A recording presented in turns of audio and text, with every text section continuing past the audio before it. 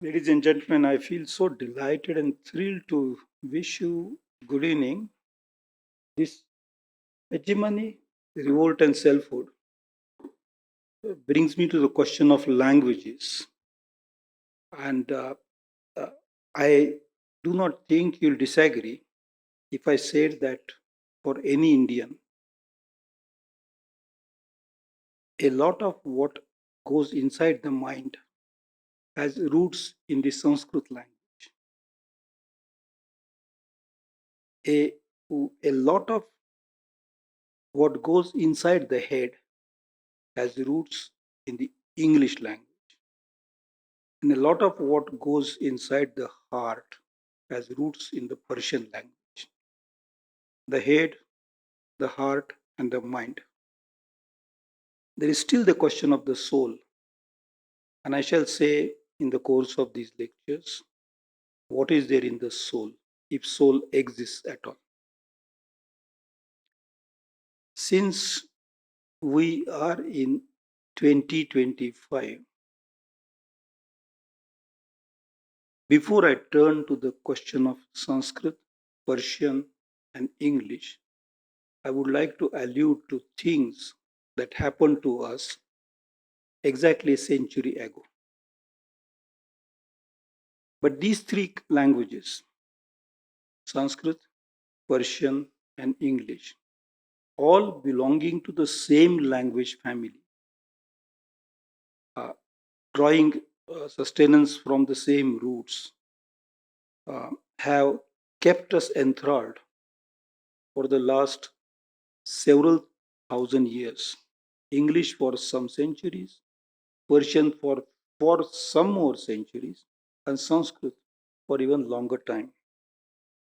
I said I would like to allude to what happened a century ago because what happened then comes in discussions when we think of Sanskrit, Persian, as well as English.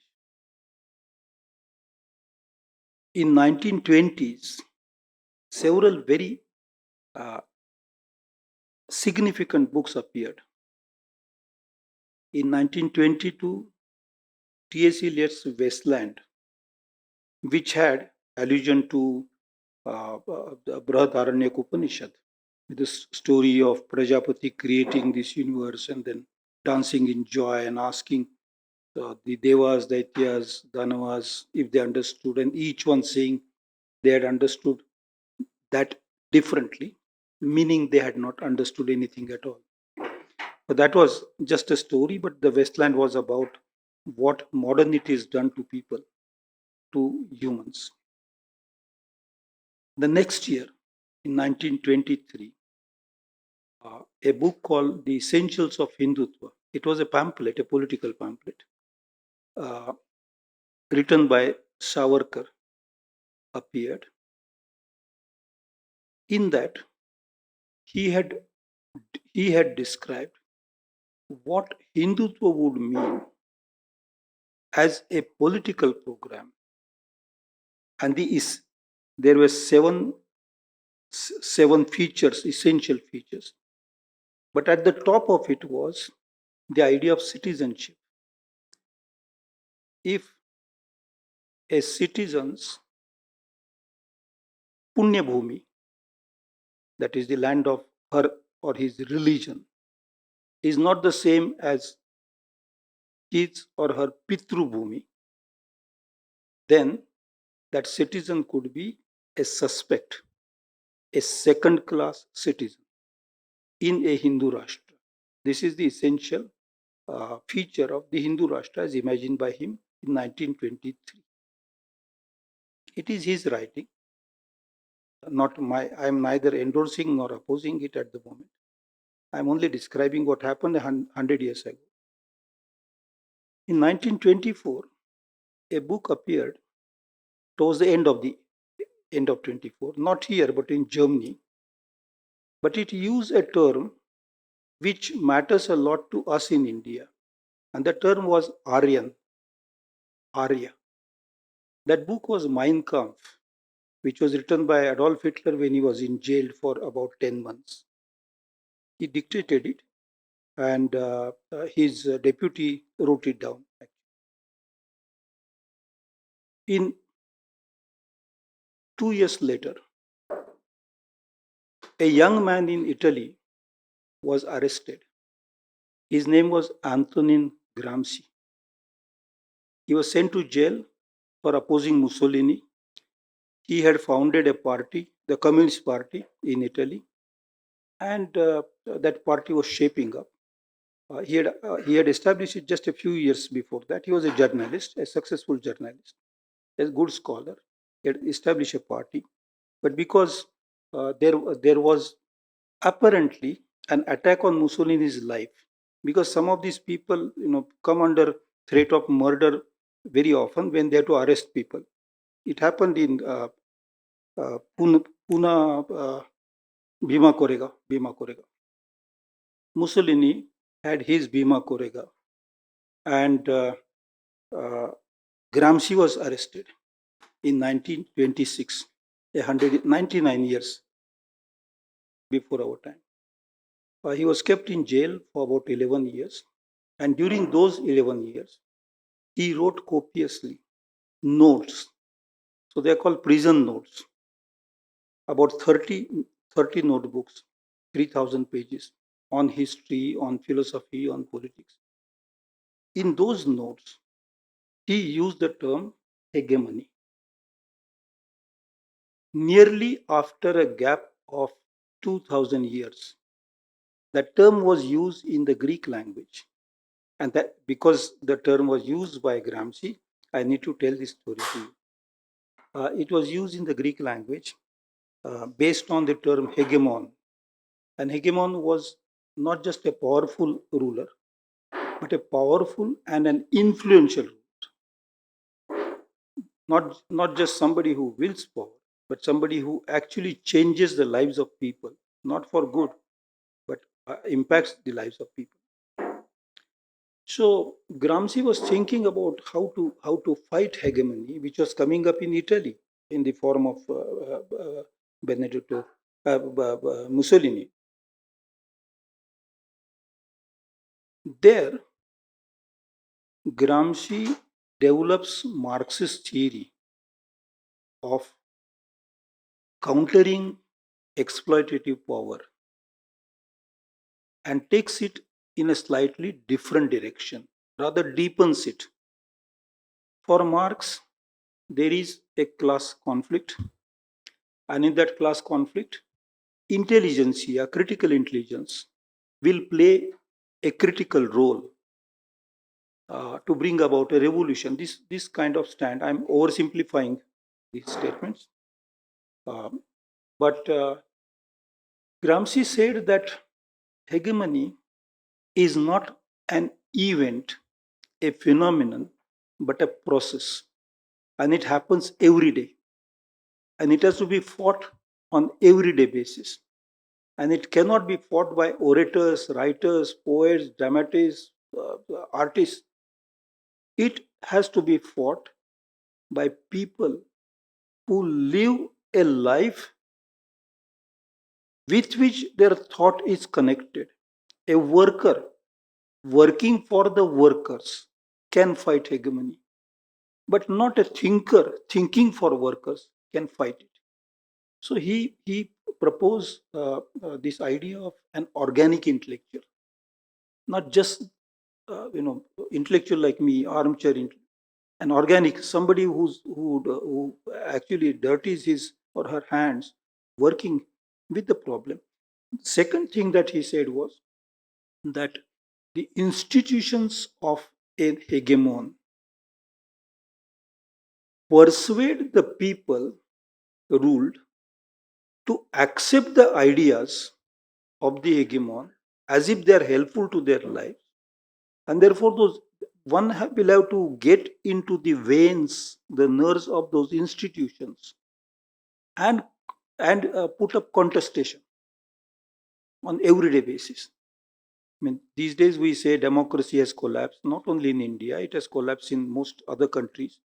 The Economist, British newspaper Economist, has assessment of democracy all over the world. And for 1924, report became available in 25 for us. The assessment was less than 9% of world's population has the benefit of democracy. 91% don't have.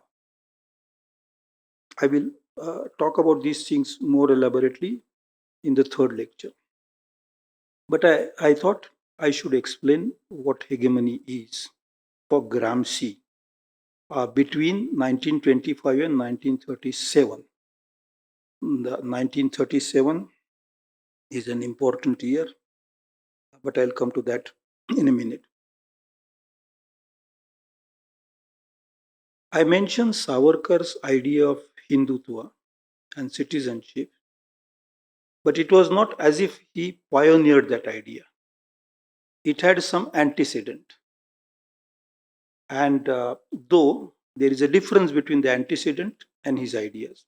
And one of those antecedents was an organization called Arya Samaj,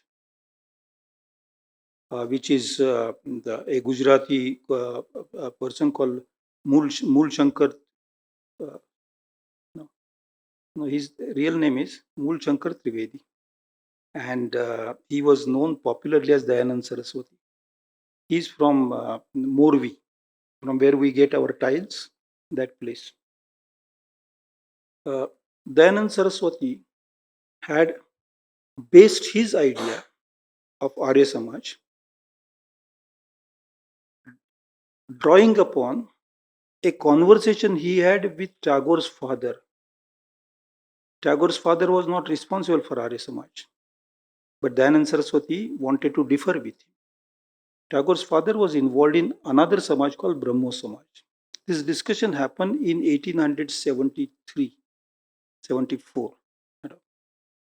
What was the difference between Brahmo Samaj and Arya Samaj?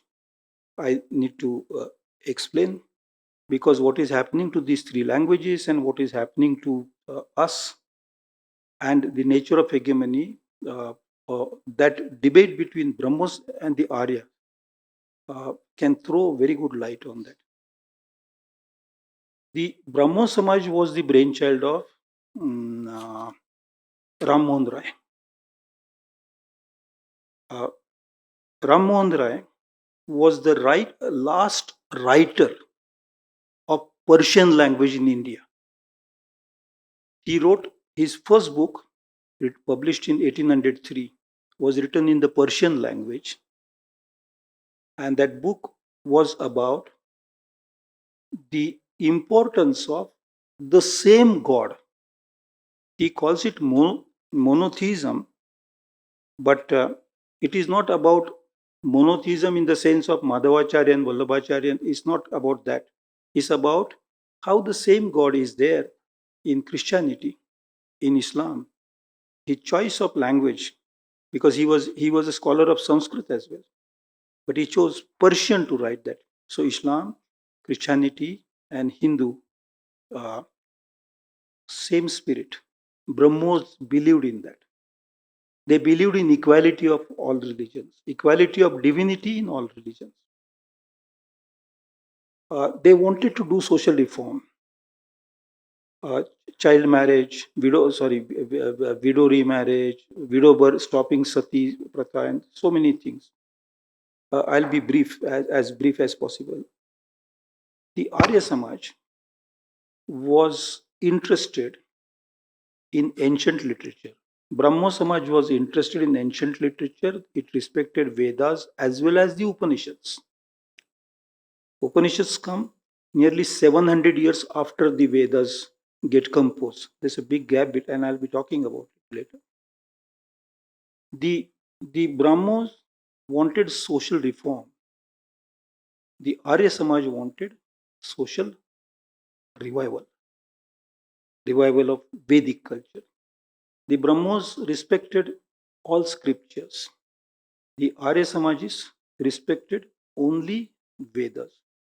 The Brahmo Samaj adopted the method of conversation, dialogue. The Arya Samaj believed in aggressive advocacy of its views. If in today's society we find these two different poles. The roots go back to, I'm not saying that the either Brahmo Samaj or Arya Samaj are clear antecedents of the Hindutva politics. That's not what I'm saying. But one can see as a staircase. You climb one step and then in history take another step which is slightly different. So that kind of link is there. Why am I bringing in all these things? Because during Rajaram Mohan's time, the term Arya suddenly resurfaced in intellectual discourse. It was not in discourse during Tukaram's time, 2 centuries before Rajaram Mohan. It was not there in the discourse of Kabir or Mira. In fact, almost for 1,000 years, it, barring a few, Indians by and large had not been talking about Arya, Vedas. They wanted to move away from these things.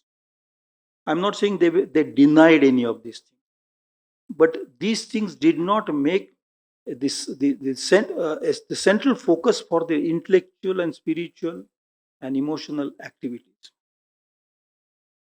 The How did this term surface? That is because in 17, I'm now going into back into the 18th century. I was at the start of 19th century when I was talking of Rajaram Mohan Rai. But in the eight in the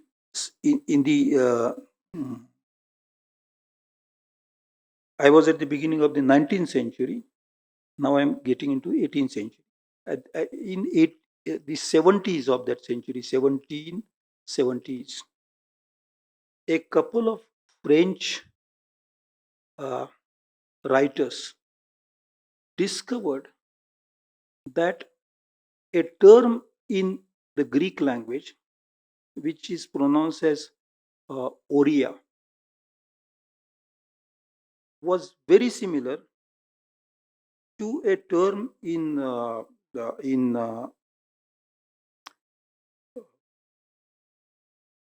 the language used at that time in Turkey, ancient Turkish, and that was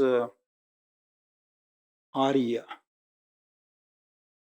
They thought that these two are very similar, and both these were referring to what we call in English an immediate personal pronoun. Like in Hindi, we say "Are yaar, kahan ja rahe?" Are has no meaning; it only means "Hey you, hey you." Or in English, we say one is not interested in some that one. It can mean a woman, a man, you or me. It's called intimate personal pronoun. So this similarity of this intimate personal pronoun in Anatolian and Greek attracted this pair of linguists. One's name was Hyacinth, the other was Duperon. They wrote about it. Some years after that, about 10 years after that, a young British man was sent to Calcutta as a judge. This British man had earlier, fiddled with politics. He had failed talks with Benjamin Franklin uh, soon after the American Revolution, and he came to Calcutta as a judge.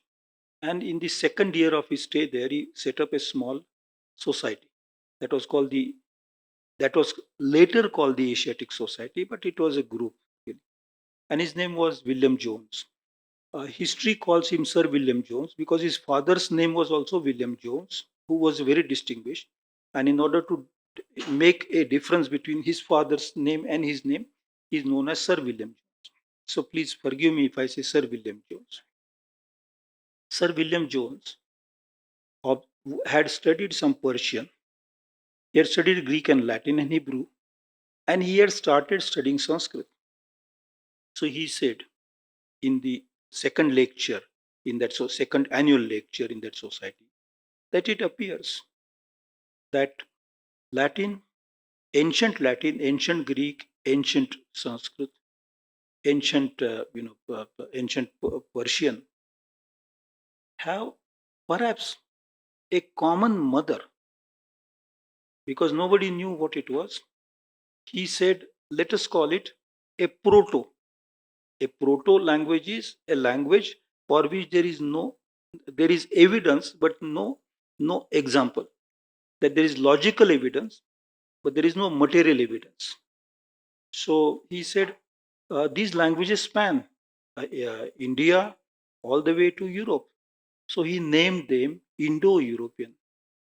And he thought of a proto Indo European, a PI, proto, PIE, short form, a proto Indo European.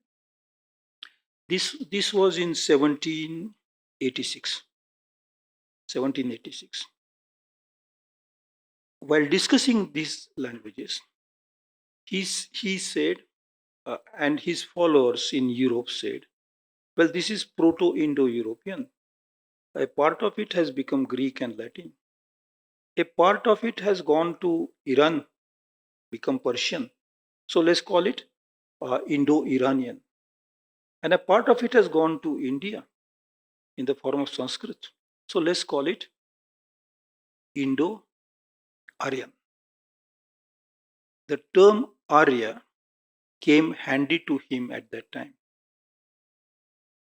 nearly for 100 years.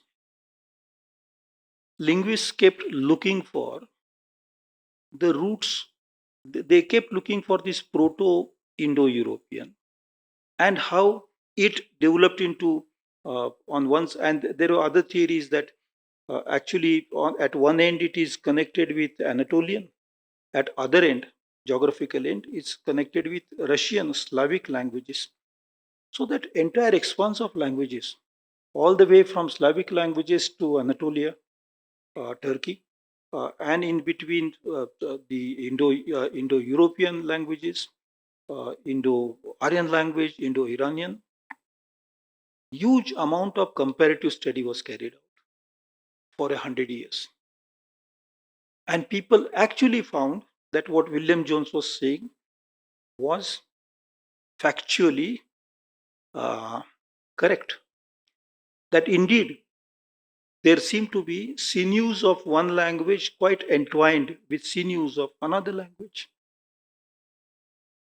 By about 80 years' time,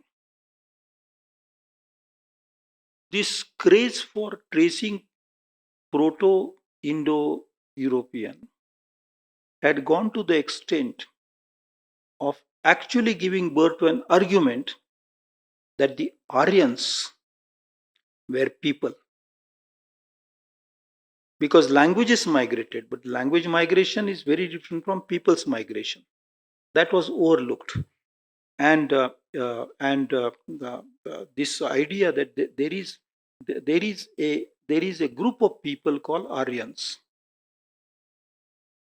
Jones had spoken only about languages, but in another 70 or 80 years' time, scholars in Europe were talking about an Aryan race. And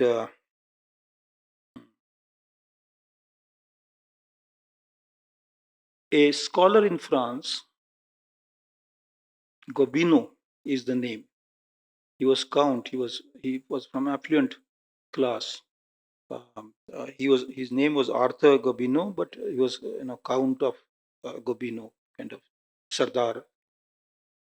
He said that this Aryan race was basically Teutonic,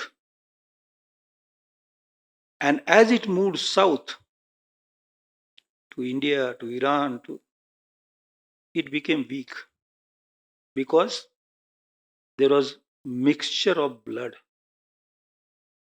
and so one needs to go back to that purity, blood purity, the Aryan blood purity, which alone will help this world to become a better place. That idea was written in the book published in 1924. That's why I mentioned it. Because the term Aryan was not only misunderstood, it became a political weapon. Now, the question of hegemony is not a standalone question. It is always coupled with the question of autocracy, a repressive regime, and how repressive regimes try to spread their hegemony. But repressive regimes need not be only political constructs. Repressive regimes are political in nature, but they need not be only in the form of governments. Even culture can be a repressive regime, and language can be its expression. I will be talking about three such hegemonies, one by Sanskrit, other by Persian, and third by English. How they came up and why they declined. In the case of English, we still can have some more time, but with Sanskrit and Persian, we know that it happened. Though they have left so much of residue in our persons. For example, the last great Persian poet in India uh, is he's referred to out of respect, great respect, as Allama Muhammad Iqbal. When you hear his lines, "Sare jahan se acha Hindostan हमारा हम बुलबुले iski ye gulsita hamara." No, it's hair raising. No Indian lives is left untouched by the beauty of that beauty had inculcated through his Persian inheritance. It's another thing that these lines, suddenly I thought of these, but there is an image of a tree, and so many, all of us are birds perching on that tree. Hum bulbule hai saki, ye sara jaha hamara. Is quite reminiscent of a Sanskrit line which you must have heard, but imagining that you are not, let me recite it. It is Urdumula Madashakam Ashwatam Prahuravem Chandansya Parnanim Yastam Vedasa Vedavid. It means this world is like a tree. Of course, it's an inverse tree. The roots are going up and the branches are going down. But each of the leaves is a rhyme, a verse of the Vedas. Every leaf is different. The world, and then the lines before that and lines after that in that particular composition called the Gita actually say that outside there is nothing. This is all. Great minds. Uh, I don't justify all parts of the Gita.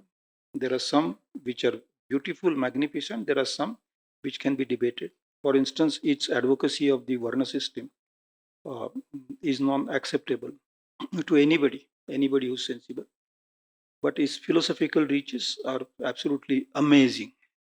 Great minds think of this entire place, entire existence as tree, both for Iqbal and Gita. Yes. This Sanskrit is surrounded today by unnecessary debates. One debate is about, but is it not the language of the Harappa and Mohenjo-daro, the Indus Valley?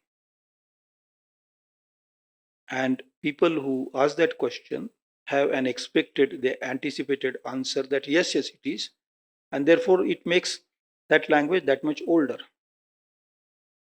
When I say this, let me give time brackets to you for for easy access to that argument. The most developed part of the Indus Valley civilization belongs to approximately 2,500 years before Christ to 1900 years before Christ. That's roughly 4,500 years before our time to roughly 4,000 years, roughly 4,000 years, 3,900 centuries before our time. That's Indus Valley. The first composition, known composition in the Sanskrit language is Rigved, which is dated at 1400 before Christ. That is 3,400 years before. That means some 500 years after the Indus Valley civilization disappeared. There's a gap of 500 years. 500 years is a long time, I believe, half a millennium. It's like time between Mira and us, or Kabir and us. So 500 years gap is there, and then comes the Rig Veda. So people say no, but it belongs to Indus civilization. That's a debate. Uh, the second debate is whether it came here from outside or it went out from here. Now, that debate also is fairly decided scientifically, but debaters continue because national pride is involved. If it has gone from here to outside, it's like getting number one in some Olympic match, not number two. But the fact of that language is slightly different, and it is that the times in which that Sanskrit became a language were the times when the idea of nation simply did not exist. The earth was there, nations were not there. So language was not seen as national attribute. Languages did not have national stations. They did not have an Aadhaar card at that time. Now they have got ISO and all that with low geographic location. The story is thus. Uh, well, humans have been speaking languages for the last 70,000 years. Sanskrit is neither the first language in the world, nor is Greek the first language, nor Hebrew the first language, nor Anatolian the first language. We just don't know which the first languages were. Because Homo sapiens started moving out of Africa and they could move 70,000 years back. The first migration happens. And they could migrate only because they had language as a weapon. If they did not have language as a weapon, they could not have moved out in groups, communicating with each other, taking care of their safety, and surviving all those long migrations. Those migrations were very slow migrations, they were not rapid migrations. But those migrations did take place. Genetics tells us as enough to tell us about all those migrations. We even do not know what kind of languages there existed in the world, say at the time of Holocene, 12,000 years before our time, 10,000, 9,500 years before Christ, 12,000, roughly 12,000 years. We just don't know. But one thing we know is languages underwent a radical change when humans moved from hunting gathering as their livelihood to pastoral nomadic life. That is known. That is on the basis of structural analysis of numerous languages. That conclusion makes a great sense as of now. When science changes in future, we may come up with some other conclusion, but at the moment that conclusion is reasonably acceptable. In India, after Holocene, the hunting gathering phase existed for the entire country, almost for 2,500 years. But we received agriculture nearly 7,000 years before Christ. It did not spread in all parts of the country all at once. This was a very slow spread. It came from Iran. Now, many friends ask me, Dr. Devi, are you an anti-national every time you give credit to some other country? Let me explain. Agriculture developed not because people were more intelligent, but because there was food shortage in that area. The hunter-gatherers did not have enough to eat, therefore they had to go to pastoralists, did not have enough of cows and sheep and camels, therefore they developed agriculture. It is not as if they had better genius than us. That's not the case. So we had enough food for much longer than they had, and in that sense, you can satisfy your national pride. Uh, so 7,000 years before Christ, agriculture starts trickling, and with agriculture comes settled life, move away from pastoral nomadism. Of course, it continues, but not everybody engages in that. Some people go to agriculture, some are still pastoral nomads, taking care of sheep and cows and things like that.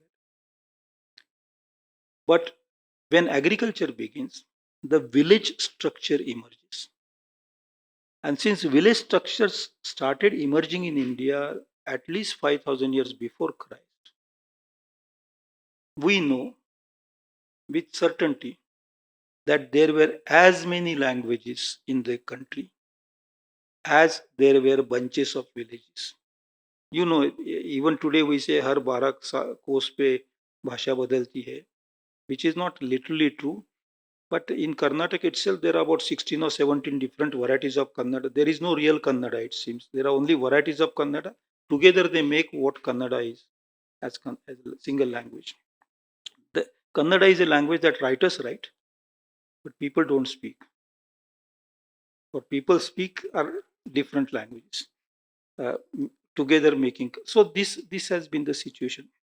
And therefore, when Sanskrit arrived here, it is not as if this country was without any languages. It is not as if people who existed here, literally for 45,000 years before that, had not spoken at all. They were speaking, they had their own languages. And because of this village structure which had emerged, and a more competitive village structure, more affluent village structure alone can give rise to urban civilization, which was the case in the Indus civilization. Indus civilization had to have preceding it, at least for 1000 or 1500 years, village civilization, agrarian civilization to create surplus. To the Indo-European languages emerge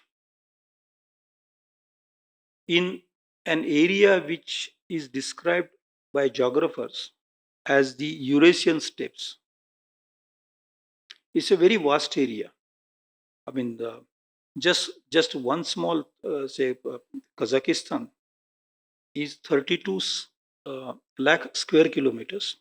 India is 35 lakh square kilometers in area. So Kazakhstan is not much smaller than India.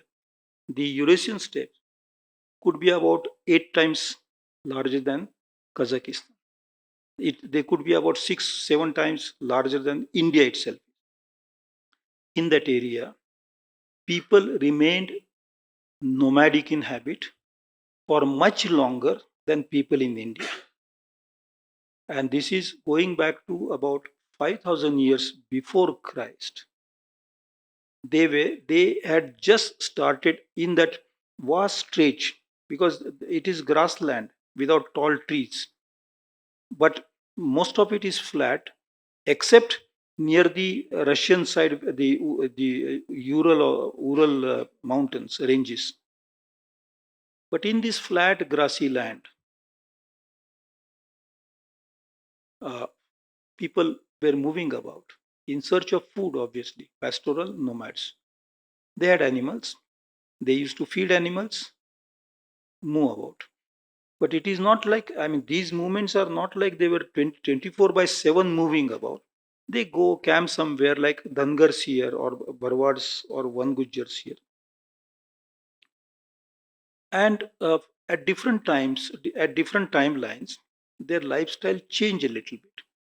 For instance, some of them learned how to bury their dead. So then a whole generation or several generations for several hundred years, generation after generation, they start burying people in a particular way, creating a mound of earth to remember where they buried their ancestors. So that kind of cultural habit, change cultural habit, receives a name. Archaeologists use these terms And very often students of archaeology, new students of archaeology, think that they're talking about cities or places. I mean, archaeologists say the Kurgan culture, but that is not. That is the habit of burial, not about a place. They talk of Yamanya culture. It's not about a place, but spread over generally. Now, these wandering people in the steppes, Eurasian steppes, through several levels of cultural change, several timelines of cultural change, Yamanya culture, Kurgan culture, Pretoska culture, finally Sinthasta, through a series of changes in their lifestyle, initially learned how to catch horses. Then they learned how to rear horses, how to breed, do horse breeding. And eventually, over a period of about 2300 years, 2300 years, they also learned how to put a horse to a wagon to draw it. And that wagon drawn by a horse became a very powerful weapon in their hands because the pattern of migration changed. And therefore, the extent to which they started migrating also changed. It was in this, at this stage, that the language they were speaking, and they spoke hundreds of dialects because the area is very vast.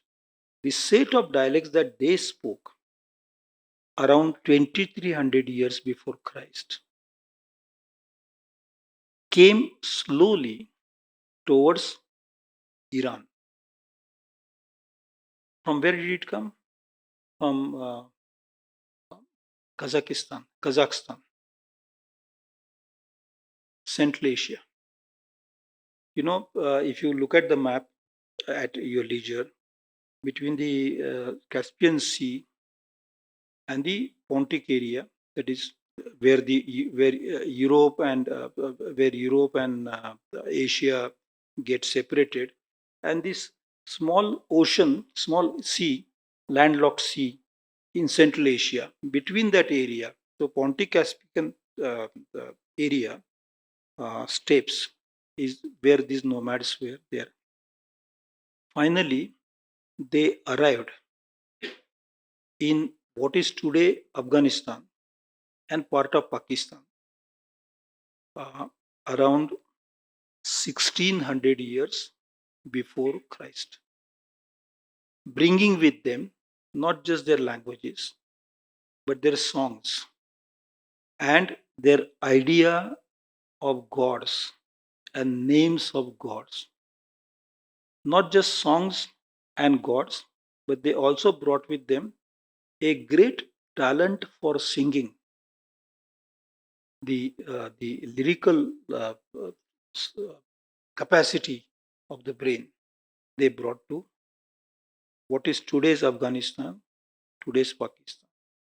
And it is there that 1400 years before Christ, 3400 years before our time, that their compositions, when I say they came, their compositions acquired the name Rig Veda.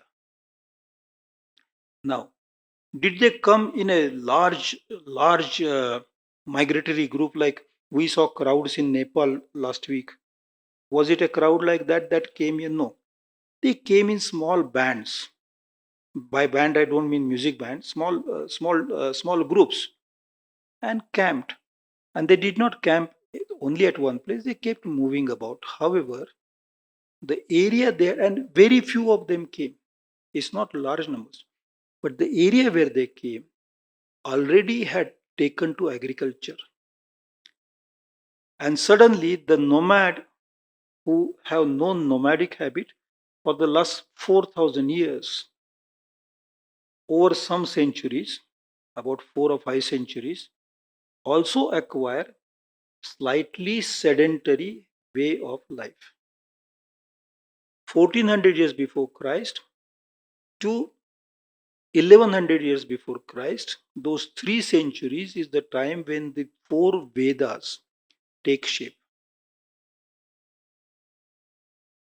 They are yet not that those compositions are yet not what we call Sanskrit language. It becomes Sanskrit some 6 centuries later when a grammarian called Panini gives a formal shape to all these ways of speaking. But between Panini of the 5th or 4th century before Christ and the first 4 Vedas compositions, something had happened. And what had happened was these people had brought with them uh, a method of offering to deities, yajna, yajna or yajna. They had, for every offering, there was a systematic way of accompanied poems. So they became riches. And because there are different groups, different bands had come, these riches acquired names of some rishis also. So in Rigveda, the names of rishis, their families are mentioned. Uh, in 600 years' time, about 2 centuries before Panini, but 7 centuries after Rigveda was written, one of those, one of them decided to bring all this together. Please, let's remember, writing was known to the world at that time. The Assyrians had, people in Syria had started writing. Scripts were developed. An ancient Greek script was also emerging at that time. But our people, and by now they have become our people after 700 years of inhabitation here, they have become our people. They refuse to use any script. I'm saying refuse to use any script. In fact, the first writing in India was deliberately delayed. And the first writing is found in Ashoka's inscriptions. That's 3rd century before Christ.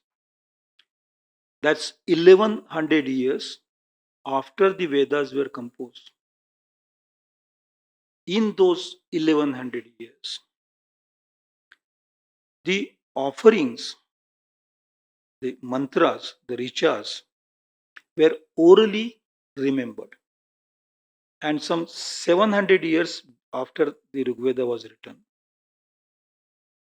one of us, one of our ancestors, very imaginative, decided to actually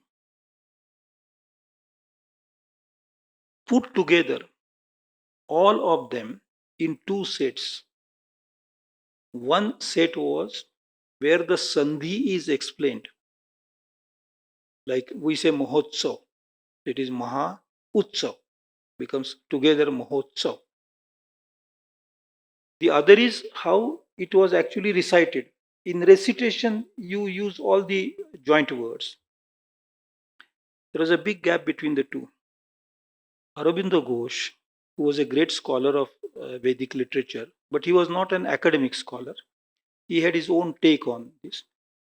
He says in a book which he wrote called The Secret of the Veda, he says that by the time Yasaka, the man who prepared this first Avrutti, Yasaka compiled the Vedas, people had already entirely, and I'm using Aurobindo's words, already entirely forgotten the symbolic meaning of those words. And they could only grasp the literal meaning of the words. Take an example. We are in 2025. William Shakespeare died in 1616. Now you ask a kid who knows English to read Shakespeare and understand his English. Impossible. I mean, not fully possible. It's not impossible, but it's very difficult. Language changes every century. And so, after Yasaka, No one in India ever knew what the Vedas meant. The question is, why did they then keep following and reciting? And the answer is in the absolutely mind boggling arrangement, musical arrangement in the verses. Let me read out. Bit complex, and I see this is the first translator of the Vedas, Griffith, 19th century man. T.H. Griffith, in his preface, writes, "Rhyme is not used in the Rig Veda. The meters are regulated by the number of syllables in the stanza, which consists generally of three or four padas, measures, divisions, or quarter verses, with a distinctly marked interval, that's called seshura, at the end of the second pada, and so forming two hemistiches or semi stanzas of equal length, in some cases unequal length. These padas most usually contain 8 or 11 or 12 syllables each, but occasionally they contain fewer or sometimes, in rare cases, more than these numbers. The padas of a stanza are generally of equal length and of more or less corresponding prosodic quantities, but at times two or more kinds of meters are employed in one stanza. That is the metrical perfection. They invented 72 meters, poetic meters. The verses are organized in us. I finished that quotation. I'm reading my uh, own essay. The verses are organized in ascending order in terms of rik, which is a praise of a deity, sukta, which is a small group of verses or mantras, anuvaka, which is a complete section, and finally mandala. So there is mandala, anuvaka, sukta, and rik. And the numbers, the more the numbers of lines, the stanza comes at the in a given mandala, the stanza comes at the beginning.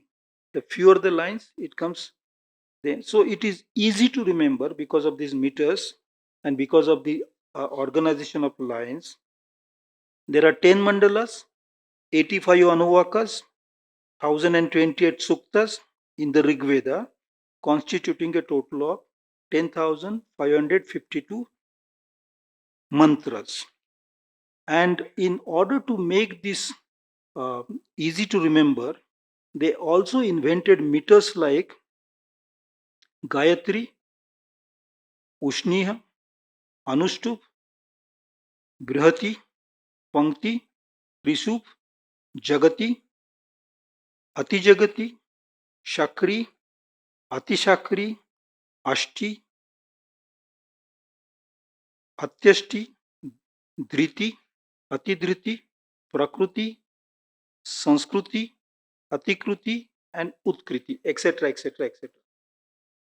Now, the situation after the 6th century before Christ and much closer to the Christian era, the situation was the Vedas were being recited, but not many people, or perhaps nobody, knew what they meant. Nobody knew entirely what they meant.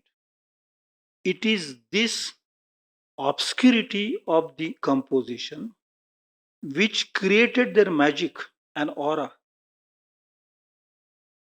Everybody was scared of people who could recite this, and therefore, those who could recite acquired automatically a higher status, and those who helped people to recite acquired the next status, and those who were in the supply line of these people acquired yet next status, and all the others, all the rest, were treated as all others. This became the spine for the Varna system.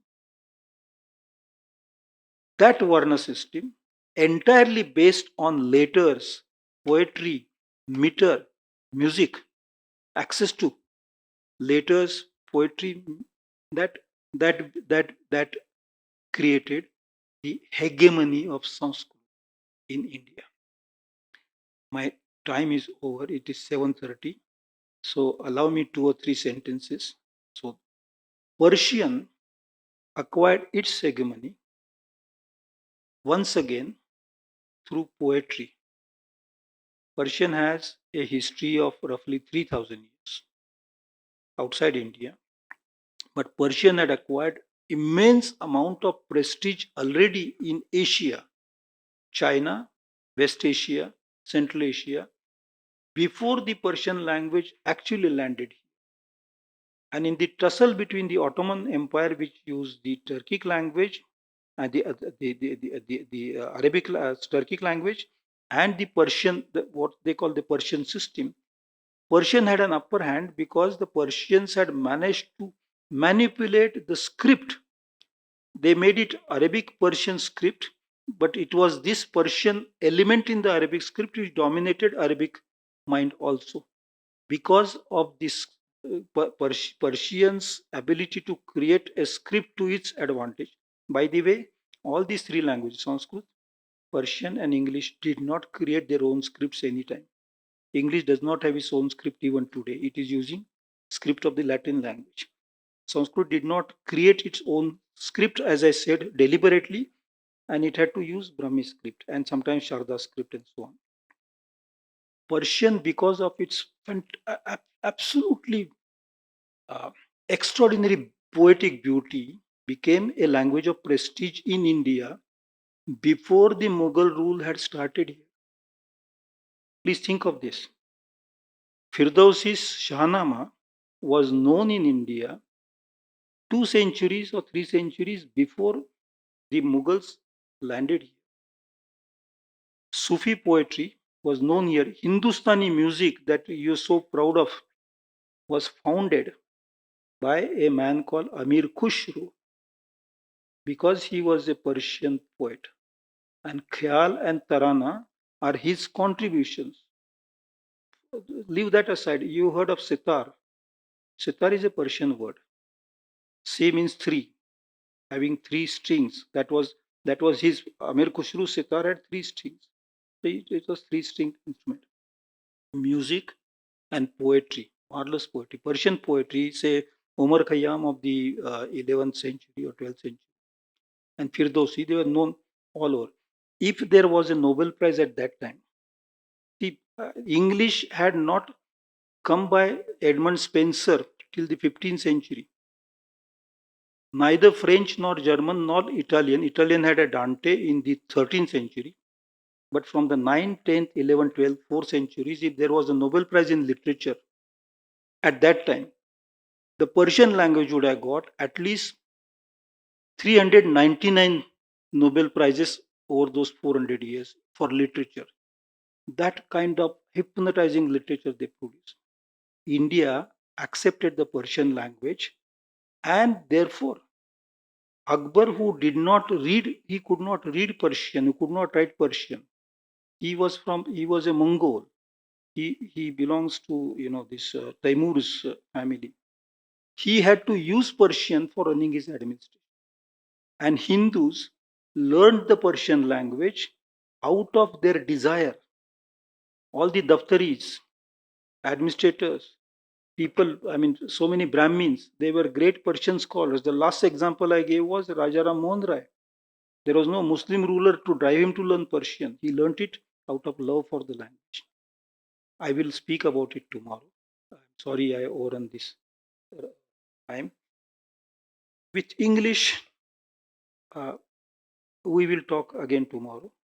And I want to, in closing, want to say, while Sanskrit, Persian, and English ruled us, in the government records, their situation is pathetic today.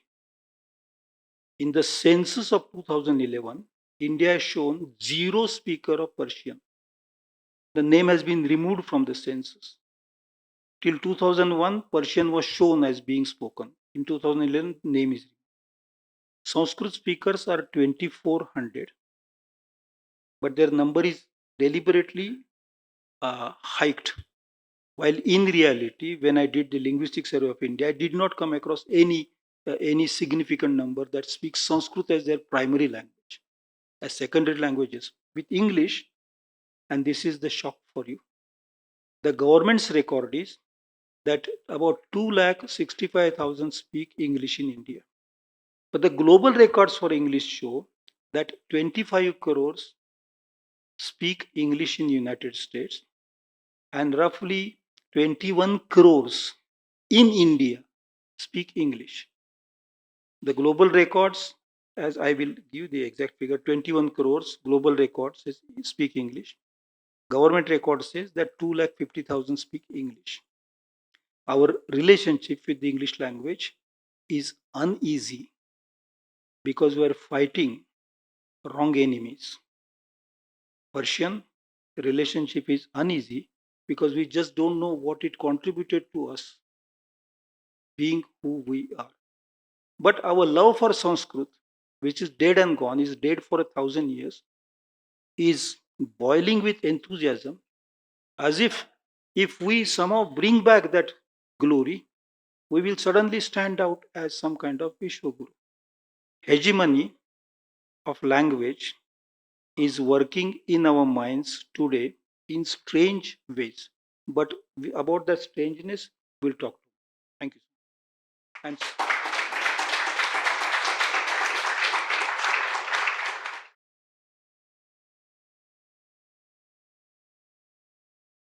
I have a two-part question actually on the dissemination of language and the rate of change here.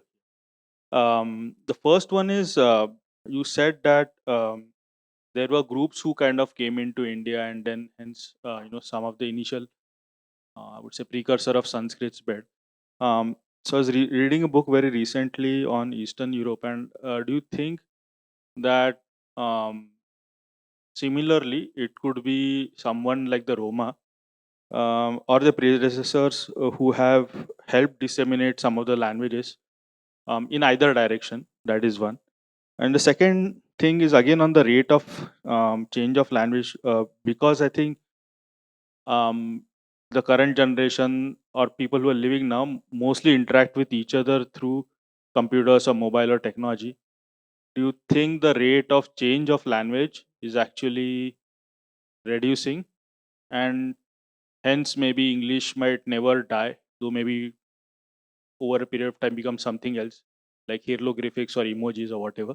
But do you think that a rate of change of language is reducing? So first was regarding the Roma and the yeah, dissemination of language. Second is the rate of change. well, these people who migrated in ancient times, prehistoric times, they migrated in all directions because of a big climate change. I I did not have so much time to tell all the details, but let me add here. Uh, the on the side of the Ural mountains, the land had become very marshy, and a lot of it in the other parts of the steppes had dried. As a result of that, they migrated in all directions. Now, these people had not decided how to migrate. It is a random migration because the idea of nation was not there. Idea of food alone was driving them, food and wealth. And so they migrated to Greece, they migrated to Italy, they migrated to Syria, Turkey, Iran, India. So it's a very wide migration, but it's very slow migration, taking centuries together. So it is invisible. I mean, think of an example. Say, think of a comparison.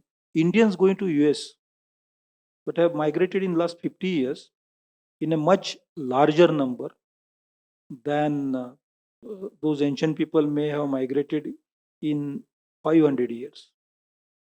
Very few.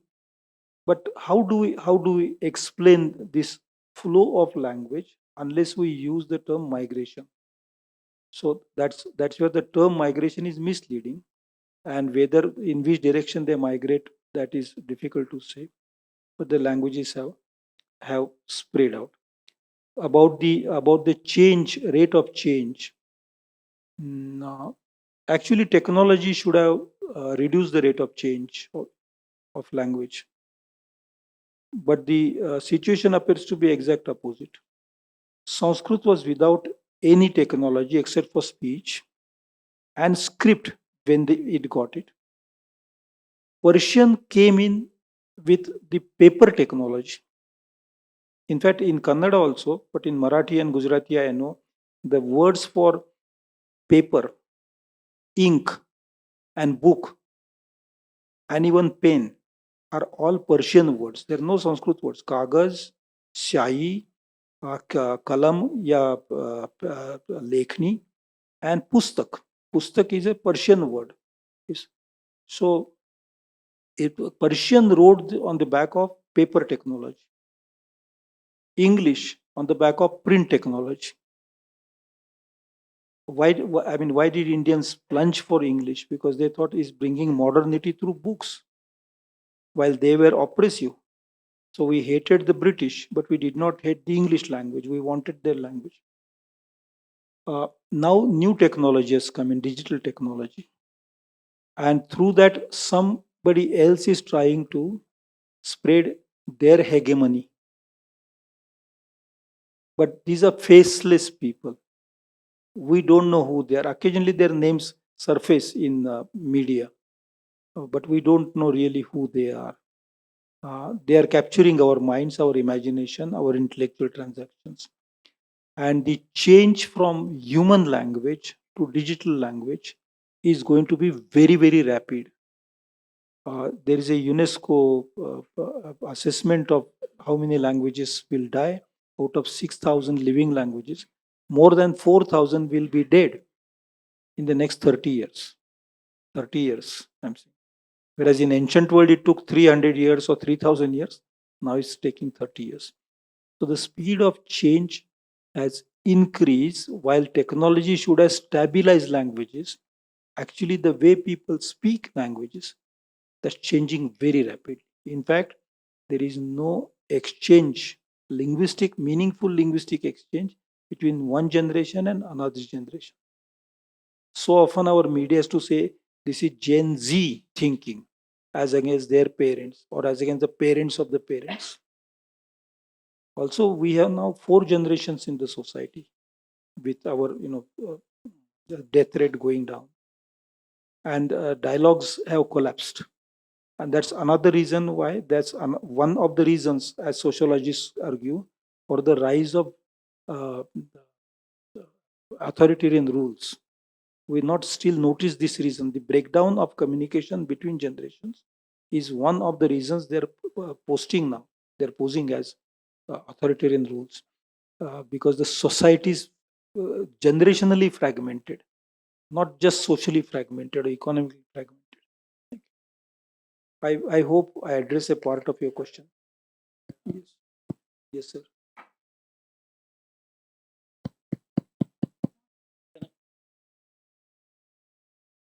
Sanskrit at the time of the Vedas did not have a script. It didn't have a script, I presume, even during Panini's time. So it was just oral, even during Panini's time. Am I right? Soon after Panini, it got script, but but the script which became which circulated cannot come overnight. So it must be a slow progress. It is some of the people involved in language, linguistics, literature had access, but generally speaking, script was not in use. But you're right. So when would you think that the Devanagari script, as it is being used today, was adopted by Sanskrit? The first inscriptions were in many languages. Sanskrit actually used even scripts used in Syria or Turkey, and the uh, and uh, and Kharoshti, which is a very strange kind of Kharoshti, means really ostrich lips, is the a donkey's lips. That is the literal name. The Brahmi script, which came to India again, but about it there are debates, ongoing debates. The Brahmi script came into use by about the second or third century after Christ, and Devanagari is one form of Brahmi. All our scripts in India, beginning with Tamil to Telugu to Kannada to they all different forms of they're based on Brahmi. And if there is any designer here, they will know. Scripts are not like languages. They are imagined shapes of sounds. Imagined shapes of sounds. And almost any script can represent almost any language. Really. So the first use of script is made, if at all, by any class of the society. It's not by Brahmins, not by the priest class, but by merchants, primarily to keep accounts, to keep memory of the transactions, intergenerational memory of transactions. And that's why in most scripts, numbers associated with that script and the vowel sounds are fairly, if you look at the Latin script, Roman script, you find it. These numbers like 1, 2, 3, 4, they're part of the script, such as letters like characters like V, for instance, or I, which are numbers as well as letters. So, Devanagari is after Sanskrit started being called Dev Bhasha.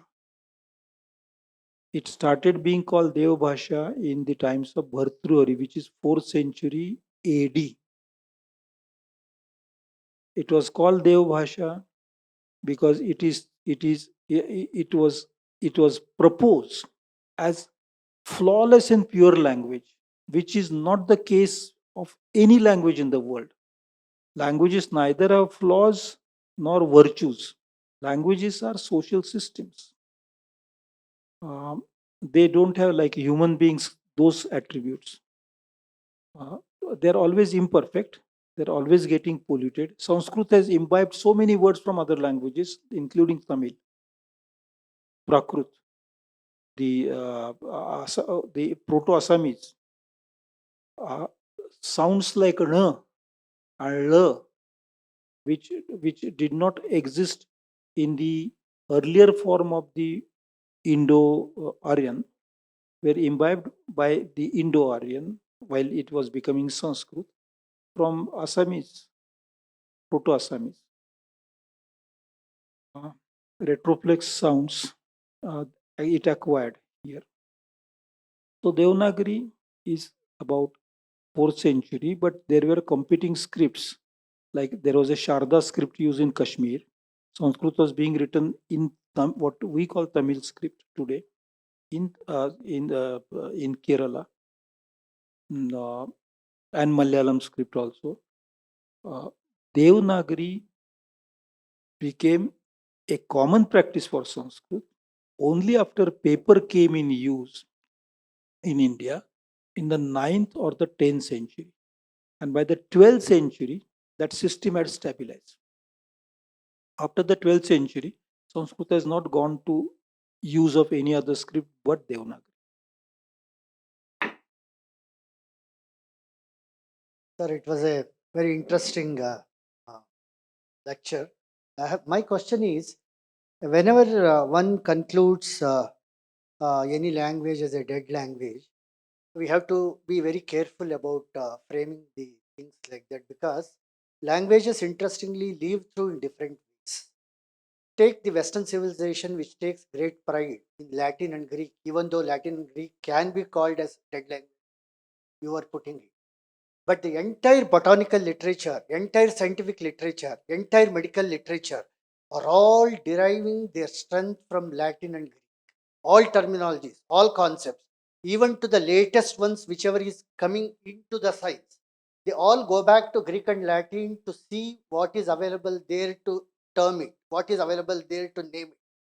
So, if that be so with the Western culture and Western civilization, which always goes back and takes great pride in their Greek and Latin, should we lag behind, giving up our respect and proud of Sanskrit, which is equally providing the fabric for entire language system in India? Should we? Should we take a different view away from how the Western civilization is taking pride in their Greek and Latin, which is sum and substance of all the concepts, all the terminology. Even to this day, if something is to be framed, the reference goes back to Latin and Greek. Shouldn't be so for us also to derive our strength, recognizing equally that everything that is there in all our languages can be traced back, and any concepts, any understanding has to derive from Sanskrit. Yeah. You see, we need language for our legal transactions, administration, medical needs, artistic needs. In India, given our history, we use Latin terms even in our law. We say prima facie.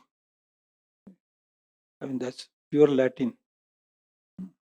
We say for science like medicine, we're using Latin. We say ophthalmology. When it's Greek, logos is absolute Greek. So we're using Greek, Latin.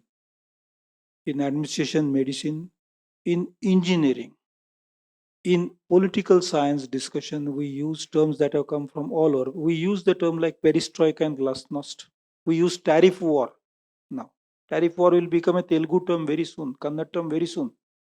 And घर घर की बात होगी, tariff war. Very good. We say corona. Corona is a word accepted in all Indian languages now. Languages accept terms from all over. Now Sanskrit has provided basis for so many terms. Almost 60% of the words in Telugu have Sanskrit foundation. Also, to a large degree in Malayalam, that is true. But so also we have many other foundations: Sanskrit, Persian, English, including Portuguese. In Marathi, we use the term batata for potato. I don't know the Kannada term, but that's a Portuguese word which we use, and every day we're eating batata at home, potato at home. No? So languages are open systems. They don't have national borders. But should we call it a dead language? It is a fact that no, Something leads to for ages, yes, provides sustenance, yes, provides enrichment. How can we call it? no. The term dead means it is not spoken in the market. Or supposing your neighbor, I mean, I share your pride for Sanskrit. In fact, I wrote this book praising Sanskrit a lot, Deo Bhasha. I'm very amazed, mesmerized by that language. But tomorrow, if my neighbor from the next flat comes and starts speaking Sanskrit to me, I'll be lost. In that sense, between him and me, Sanskrit no longer is a living language of conversation. Language which is not used for conversation is normally seen as a dead language. Languages do not die like animals die, like a buffalo dies. They remain, the old words remain there. Old words remain there for ages, for hundreds and thousands of years. But when speaking of Sanskrit, if we say it is no longer in use, in circulation for common conversation, there is no harm because that is a fact. When Westerners use the word, No, they don't no, they hesitate to don't use. say Greek and Latin as dead as easily as. No, I don't think the generalization about Westerners is correct. I have read hundreds of times that when Latin died, another language emerged, or Greek died, it declined. You can use the term decline instead of death. If, but but if one has uh, real affinity with Sanskrit language, then the idea of death will be not seen as absolute. Beyond death, life continues. So death is, one avatar has gone, one another manifestation will emerge. So one can say decline, but decline gives the impression that it is still lingering. But if it is really non-accessible to people, then there is no harm in saying that it has disappeared. Disappeared. So thank you very much for a very illuminating talk. Now I'm studying Rig Veda. I'm using three translations. One is the OUP translation, which treats the riches purely as poetry and nothing beyond poetry. And I mean, if you have seen the translation, you would realize that they treat it just as poetry. The second is the edition brought out by the Bharatiya Vidya Bhavan with Anvaya and the Mula, and translation is by a Nepalese scholar. And the third is a Hindi translation. My impression is that really we do not understand the meaning. Can we say that we have understood the meaning of the riches? Or is the meaning totally lost? In any case, the incidents which are mentioned, for example, that so many cows were in that cave and then they were released, or that this flood took place, or that this king came to the help of this king, etc., etc., that this rishi's arms and legs were uh, uh, uh, cut off and he was thrown in the cave and then gods came to his rescue, etc. So we really don't know. But even linguistically, do we understand the meaning? Yeah, those. Now I am on your side. This I'm arguing from your side. Those who uh, who have embarrassment in dismissing this text argue that there is a psychological symbolism, and that is, if a particular richa is said in a particular way so many times, etc., etc., then on the inner scape of the mindscape, there will be different colors and lights appearing, etc., etc.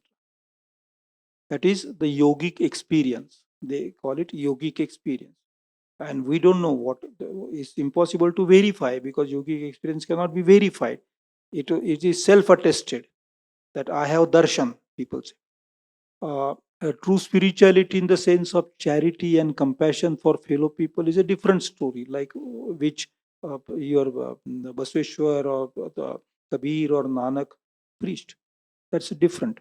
This is, people say, but this is kind of for yogic intensity. The sound affects the chemicals in the brain because of the rhythm and the pattern in such a way that the mind gets stabilized still. There is an English philosopher called William James, Henry James's brother, who says that this experience, stillness of the mind, is oceanic experience. It has no framework. It is alone. It is unique, etc., etc. It may be so for him. It may be so for many others. I don't deny them that freedom. But quite honestly, literature of the nomadic people of great beauty. But we have lost the connection between that language. We can understand Kalidasa's Sanskrit easily because it's very fresh. It's hardly 1500 years. I can even understand Panini's Sanskrit, which is more obscure. But the way you understand Mahabharata Sanskrit or the Ramayana Sanskrit, which is in people's, Ramayana and Mahabharata are still living Sanskrit traditions. Because that is, people at least tell the stories, they understand the meaning of the story. Upanishads can be understood. Upanishads were actually, Brahmanas, Upanishads, Aranyakas. They are drawn from the Vedic corpus. Upanishads are understood like every college now sings Tamsoma Jyotirgamaya, etc., etc., Mrutisoma Amrutam Gamaya. That is understood. But the Vedic riches are obscure and obscured. And I don't think there is any really close interpretation of those, except in the case of one Upanishad, and that is the fourth one. There is a great scholar in Pune. His name is Shrikant Bahulkar. He studied Prakrut, Sanskrit, and he has spent entire lifetime working on that, the Atharva. Atharva, sorry, not Upanishad, Ved. Atharva Ved is about magic, what magic you perform for as what medicine, etc. It's kind of in the Vedic corpus. Some verses are called white verses, and some are called not black but dark verses. Dark is not black. That is, some which bring light to your mind, and some are for black magic, uh, curing people, making people disappear, or your manifestation elsewhere, etc., etc., etc. So many. So there are Shweta and there are Krishna, both. We need to study that corpus dispassionately in our time. Last century, it was not possible because people were still, trying to absorb the shock that the world had discovered the Vedas and told us that you also have civilization, and we like that feeling in the colonial context. But now we are free, and modern scholars need to devote themselves to figure out what the meaning could be, but it is obscure. Yeah, may I suggest something? I mean, respectfully, I suggest, respect, with respect to you, I suggest. There was a very good interpreter, analyst. He was a technologist, but he studied Sanskrit and Prakrit literature quite a lot. His name was Rajesh Kochar. Oh, really? I think he is among the most objective analysts of who the Vedic people were.